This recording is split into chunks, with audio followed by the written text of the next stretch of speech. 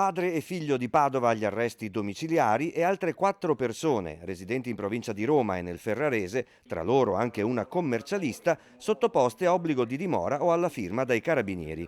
La Procura di Padova, in base alle indagini svolte dalla Guardia di Finanza, ha autorizzato il sequestro preventivo di beni mobili e immobili per 3 milioni e mezzo di euro di valore, intestati a varie società.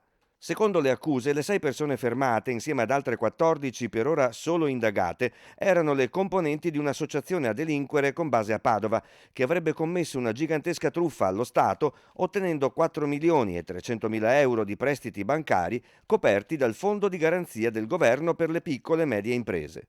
Mutui per lo sviluppo delle aziende diventati più facilmente accessibili dalle misure urgenti adottate per fronteggiare l'emergenza Covid-19. Ma le imprese beneficiarie dei mutui in realtà non c'erano ed era la banda a preparare tutte le documentazioni false per avere i prestiti.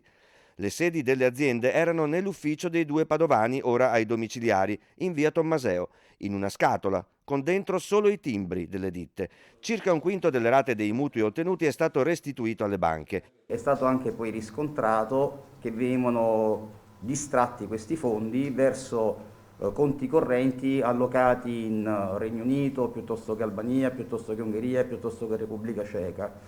Questo ovviamente per cercare di ostacolare l'identificazione dell'origine di questi fondi e poi soltanto in un secondo momento rientravano in territorio italiano. Sarebbero 60 i conti correnti bancari aperti dalla banda per conto delle aziende che gestiva. Banda che negli ultimi tempi si doveva essere insospettita, dotandosi anche di rilevatori di cimici.